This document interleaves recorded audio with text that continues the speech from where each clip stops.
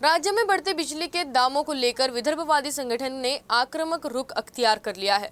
सोमवार को विदर्भवादी नेताओं ने नागपुर में आंदोलन कर बिजली की कीमतों को लेकर आंदोलन किया। इस दौरान ऊर्जा मंत्री देवेंद्र फडणवीस के खिलाफ जमकर नारेबाजी भी की। तुमने किया है, साथियों किया है, उनका भला करो। गया नहीं है, ये भ्रष्टाचार करना बंद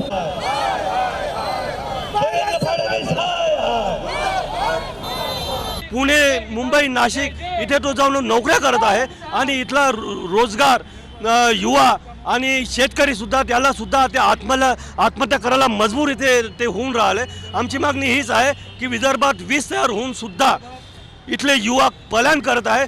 वीज इथे तयार होत आहे, इथे वीज बिल कमी करा आणि इथल्या विदर्भवासियांना त्यापासून सवलत द्या।